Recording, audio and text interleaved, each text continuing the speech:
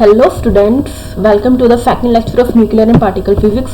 तो आज मैं आपको जो न्यूक्लियर एंड पार्टिकल फिजिक्स में पढ़ाऊंगी that is the shell model. Okay, तो शेल मॉडल बहुत ही इजी है। शेल मॉडल, चल जा। शेल मॉडल के बारे में आज हमने पढ़ना है, ठीक है। तो कल हमने, आपको याद हो तो कल हमने पढ़ा था लिक्विड ड्रॉप मॉडल के बारे में पढ़ा था हमने। लिक्विड ड्रॉप मॉडल के बारे में हमने पढ़ा था और हमने इसकी फेलियर्स देखी थी। इसकी फर्स्ट फेलियर थी, ये मैजिक नंबर्स को एक्सप्लेन नहीं कर पाया था। मैजिक नंबर्स को एक्सप्लेन नहीं कर पाया था। और इसके अलावा ये क्या नहीं बता पाया था, स्पिन के बारे में नहीं बता पाया था। किसकी स्पिन के बारे में?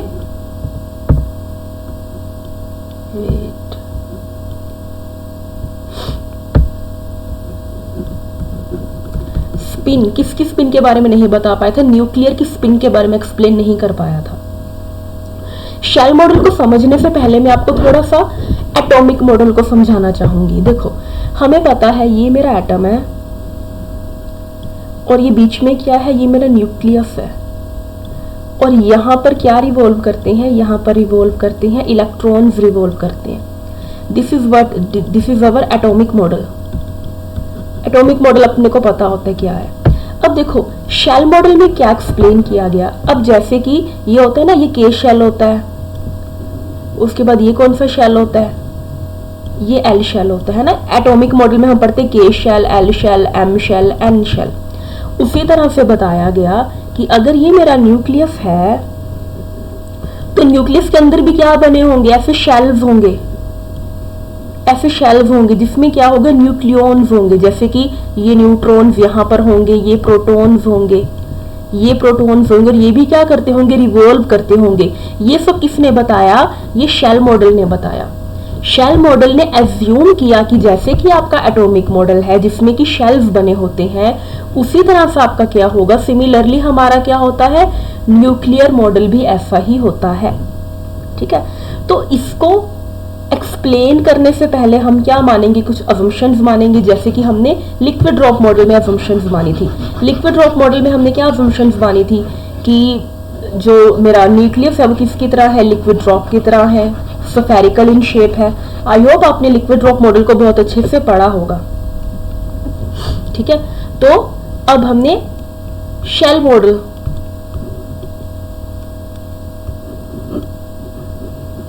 शेल मॉडल की असम्पशंस के बारे में जानना है, ठीक है। देखो, लिक्विड ड्रॉप मॉडल में ना कहा गया था, अब जैसे कि मैं आपको बताना चाहती हूँ, जैसे लिक्विड ड्रॉप मॉडल में कहा गया था कि जो लिक्विड की ड्रॉप होती है ना, उसमें जैसे लिक्विड की ड्रॉप में जो सभी पार्टिकल्स होते हैं लिक्विड के, जो भी इसके अंदर होते हैं, वो कैसे होते हैं, एक दूसरे के साथ अटैच होते हैं ना। But similarly liquid drop model ने भी यही कहा था कि जो न्यूक्लियस होते हैं ना, उसके जितने भी न्यूक्लियॉन्स हैं वो सारे क्या करते हैं, आपस में इंटरेक्ट करते हैं, आपस में इंटरेक्ट करते हैं। ये किसने कहा था, लिक्विड ड्रॉप मॉडल ने कहा था। बट शेल मॉडल ने क्या कहा, शेल मॉडल ने कहा ये जो मेरे न्यूक्लियॉन्स है ना,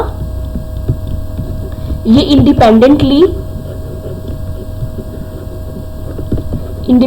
एक्ट करते हैं। मतलब इस न्यूक्लियॉन का या इस न्यूक्लियॉन का इसके साथ कोई लेना देना नहीं है, कोई इंटरेक्शन नहीं है, ठीक है। तो ये इंडिपेंडेंटली एक्ट करते हैं,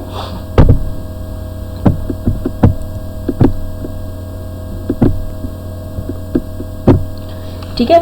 तो हमारी फर्स्ट असम्पशन क्या है, हमारी फर्स्ट असम्पशन है, इट इज अज्यूम्ड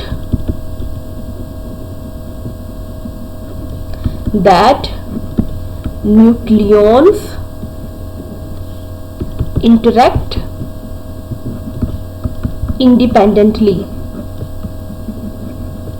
ये बात आपने ध्यान में रखनी है। लिक्विड ड्रॉप मॉडल ने कहा था कि इंडिपेंडेंटली इंटरेक्ट नहीं करते हैं, और शेल मॉडल ने कहा कि जो न्यूक्लियॉन्स है वो इंडिपेंडेंटली इंटरेक्ट करते हैं। ये बहुत इंपॉर्टेंट है। सेकंड मैं आपको समझाना चाहती हूँ एक सेंट्रल फील्ड के बारे में, कि सेंट्रल फील्ड क्या चीज है। देखो, एक सेकंड। अब जैसे अगर मैं एटॉमिक मॉडल की बात करती हूँ ना, एटॉमिक मॉडल में जो इलेक्ट्रॉन्स हैं वो रिवॉल्व करते हैं। वो कैसे रिवॉल्व करते हैं, उन पर एक फोर्स लगती है ना, ये देखो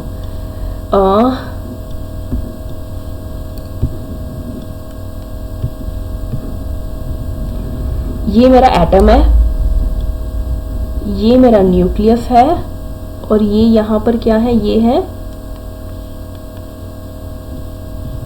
ये आपके इलेक्ट्रॉन्स हैं।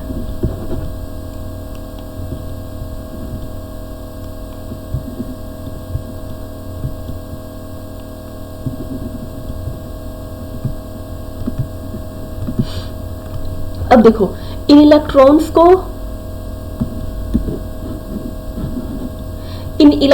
को रिवॉल्व होने, ये कहाँ गया मेरा पेन, कहाँ गया मेरा, मुझे दिख नहीं रहा यार, क्या हो रहा है,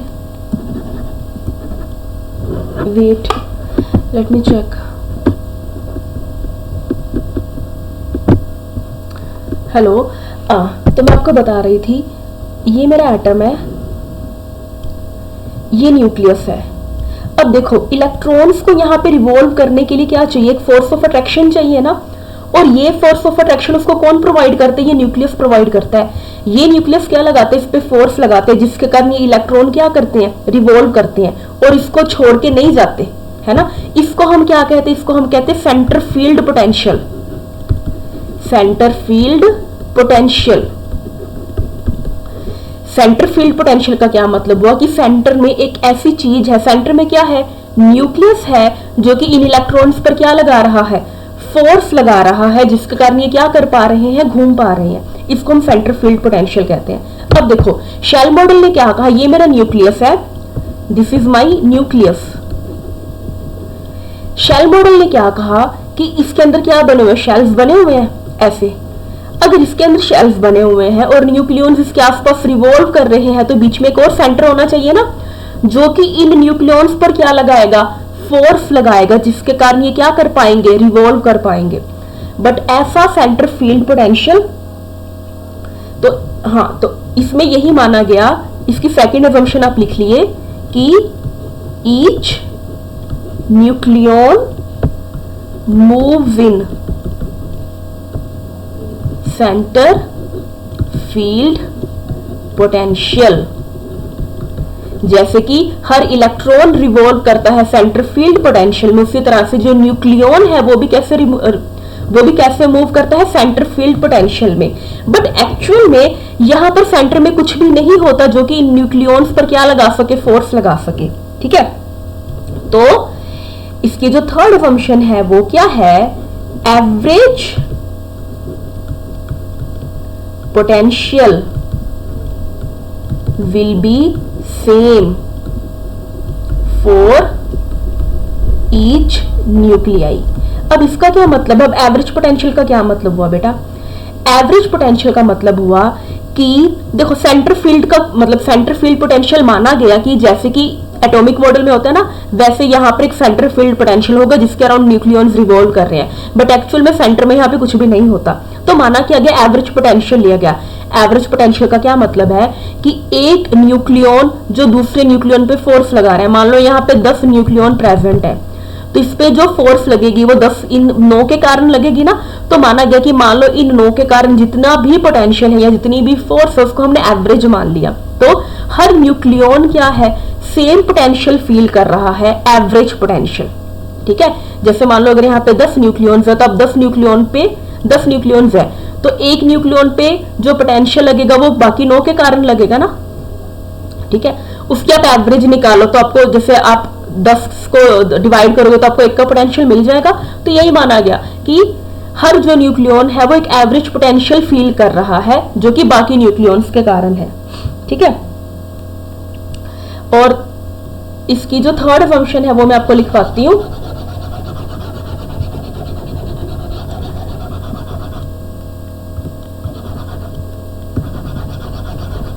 आई होप यहां तक आपको समझ आ गया होगा, कोई दिक्कत नहीं आ रही होगी। ठीक है, ओके, अगर मैं आपको थर्ड फंक्शन हमने लिख ली है कि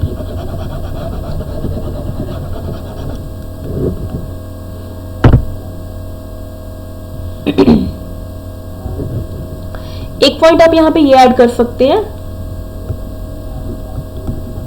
कि इंडिपेंडेंटली एक्ट करते, वो मैंने आपको शायद लिखवा दिया है। हाँ, जो शेल मॉडल है ना, जो एवरी न्यूक्लियॉन है, every nucleon is in definite energy state. जैसे कि इलेक्ट्रॉन्स होते हैं ना के शेल में, एल शेल में, हर एक का अपना डेफिनेट एनर्जी स्टेट होता है, उसी तरह से जो न्यूक्लियॉन्स है वो भी क्या होंगे, एक डेफिनेट एनर्जी स्टेट में होंगे। ठीक है, और क्या करेंगे, इंडिपेंडेंटली मूव करेंगे, and move independently from each other. ठीक है, तो ये assumptions बहुत इंपॉर्टेंट है। इसके अलावा यहां पर माना गया, इसकी फोर्थ assumption है, जो शेल मॉडल है वो अटेम्प्ट करता है, shell model attempt to explain the atomic energy levels. जैसे कि एटॉमिक में एनर्जी लेवल्स नहीं होते हैं, सिमिलरली जो मेरा शेल मॉडल है वो भी क्या करता है, उन्हीं एनर्जी लेवल्स के बेस पे अपना जो मॉडल है वो एक्सप्लेन करने की कोशिश करता है।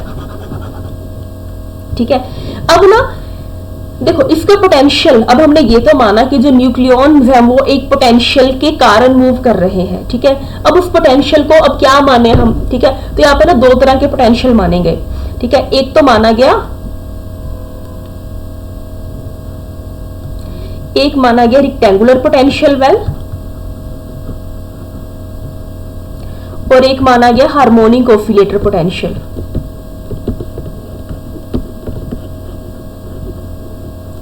ठीक है, रेक्टेंगुलर पोटेंशियल वेल की जो पोटेंशियल एनर्जी की वैल्यूज होती है वो आप नोट कर लो।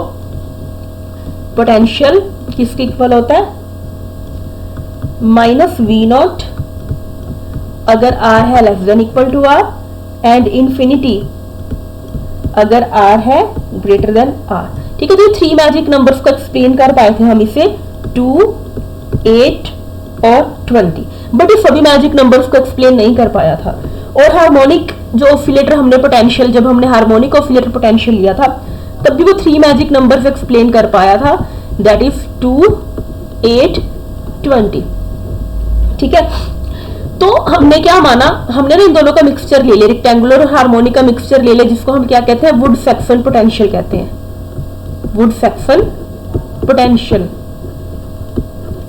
जो कि क्या है, रेक्टेंगुलर वाले का और हार्मोनिक का मिक्सचर है। ठीक है, तो हमने ये पोटेंशियल माना था।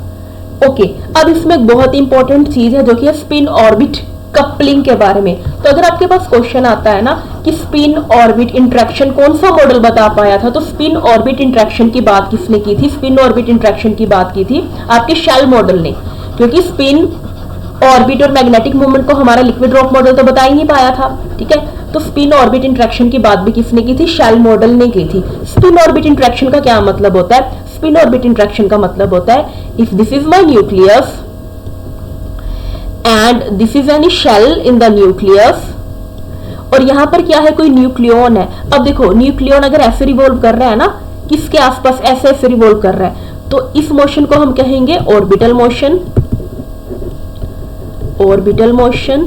और ये देखो ऐसे घूमता घूमता जाएगा ना, खुद भी घूमता घूमता ऐसे ऐसे जाएगा, उस मोशन को हम कहेंगे स्पिन मोशन।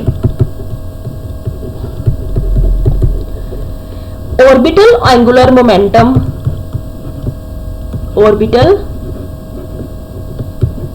एंगुलर मोमेंटम को मैं डिनोट करती हूँ स्मॉल एल से, और स्पिन एंगुलर मोमेंटम को मैं डिनोट करती हूँ एफ से। ठीक है, तो शेल मॉडल ने क्या कहा था कि ये जो ऑर्बिट एंगुलर मोमेंटम है और स्पिन एंगुलर मोमेंटम है, ये दोनों आपस में क्या करते हैं, इंटरेक्ट करते हैं। तो स्पिन ऑर्बिट इंटरेक्शन की बात किसने की थी, शेल मॉडल ने की थी। ठीक है, तो टोटल एंगुलर मोमेंटम किसके इक्वल होगा, टोटल एंगुलर मोमेंटम को मैं लिखती हूँ जे से, वो किसका सम होगा, एल प्लस एफ का सम होगा। अब आई होप आपको ये पता है कि एंगुलर मोमेंटम का मतलब क्या होता है। कोई भी चीज जब घूमती है, हमने ये +1 में पढ़ा हुआ है कि कोई भी चीज जब घूमती है ना तो उसके पास एक मोमेंटम होता है। वैसे देखो लीनियर मोमेंटम क्या होता है, लीनियर मोमेंटम की आप सबको वैल्यू पता होगी, लीनियर मोमेंटम क्या होता है, P = mv। ठीक है, किसी के पास मास है, किसी के पास वेलोसिटी है, तो हम कहते हैं उसके पास लीनियर मोमेंटम है अगर वो सीधा चल रहा है। एंगुलर मोमेंटम का मतलब होता है कि जब कोई चीज घूमती है, अगर कोई बॉडी घूमती है, उसके पास मास भी, उसके पास वेलोसिटी भी है ना, उसको हम कहते हैं एंगुलर मोमेंटम। अब देखो, अब ये मेरा जो न्यूक्लियन है वो घूम रहा है ना, अगर वो घूम रहा है तो मतलब उसके पास क्या है, एंगुलर मोमेंटम है, क्योंकि इसके पास मास भी है, इसके पास वेलोसिटी भी है। क्योंकि ये घूम रहा है तो मैंने इसको क्या नाम दे दिया, एंगुलर मोमेंटम। अभी किसके अराउंड घूम रहा है, एक ऑर्बिट के अराउंड घूम रहा है, तो इसको क्या नाम दे दिया, ऑर्बिटल एंगुलर मोमेंटम।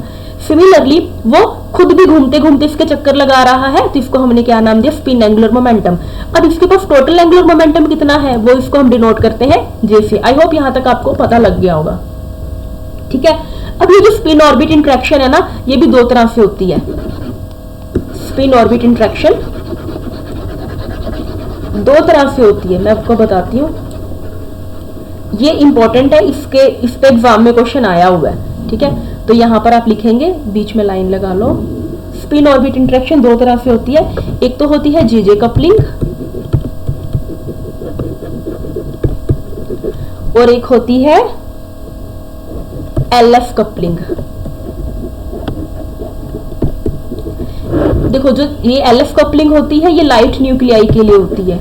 मतलब लाइट न्यूक्लियाई की टोटल स्पिन ऑर्बिट इंटरेक्शन निकालने के लिए हम LF कपलिंग यूज करते हैं, और जे कपलिंग होती है वो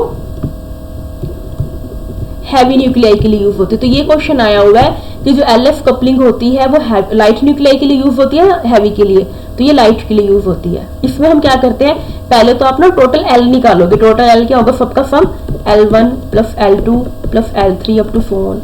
सिमिलरली टोटल F क्या होगा, F1 plus F2 plus F3 up to so on.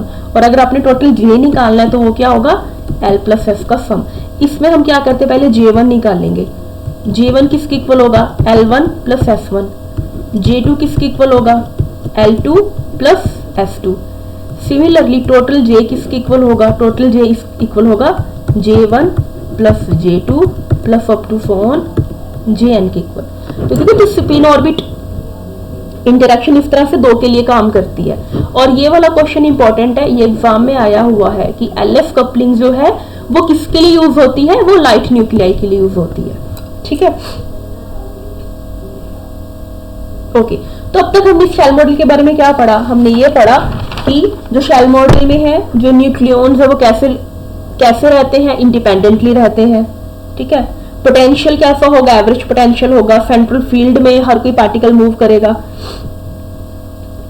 और आई थिंक यहां तक आपका सभी पूरा शेल मॉडल कवर हो जाता है। अगर आपका जो क्वेश्चन आया, क्वेश्चन कहां से आता है, एक तो क्वेश्चन आता है असम्पशंस से। 4-5 असम्पशंस दिए होते हैं, उसमें से एक तो रॉन्ग पूछ लेंगे या राइट पूछ लेते हैं कि हाँ बताओ। और ये ना असम्पशन वाला क्वेश्चन मेरिटोरियस में आया हुआ है, ये जो मैं आपको बता रही हूँ ना, असम्पशन वाला क्वेश्चन ये मेरिटोरियस के पेपर में आया हुआ है, ठीक है। एक इसकी असम्पशन और है जो कि उसमें थी, वो भी मैं आपको लिखवा देती हूँ।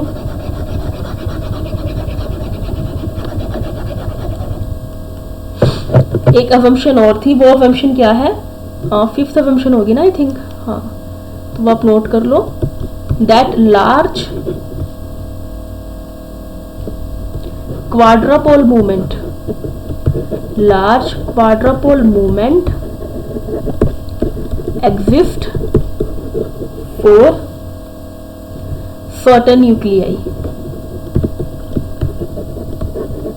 अब देखो, लिक्विड ड्रॉप मॉडल ने क्या कहा था, लिक्विड ड्रॉप मॉडल ने कहा था कि मेरा जो न्यूक्लियाई है ना स्फेरिकल शेप में, अगर स्फेरिकल शेप में तो क्वाड्रापोल मूवमेंट क्या हो गया, 0, क्योंकि क्वाड्रापोल मूवमेंट का मतलब क्या होता है, distortion from the spherical shape. But इसने क्या कहा कि कुछ न्यूक्लियाई के लिए आपको क्वाड्रापोल मूवमेंट देखने को मिल सकता है, मतलब आपको स्फेरिकल की बजाय कोई और शेप देखने को भी मिल सकती है, ठीक है। तो बहुत इजी है I think shell model. I hope आप सबको बहुत अच्छे से समझ आया होगा और आपके कई कंसेप्ट्स भी क्लियर हुए होंगे जो अब तक आपने जब तक स्टडी करी है बीएससी में, जो आपको नहीं पता लगा होगा। आई होप आपको फायदा ही हुआ होगा, ठीक है। बट आप इस चैनल के साथ जुड़े रहो, अपनी तैयारी करो अच्छे से, कोई भी डाउट हो तो पूछो, I am here for your help. Okay, all the best and do like and subscribe. Thank you.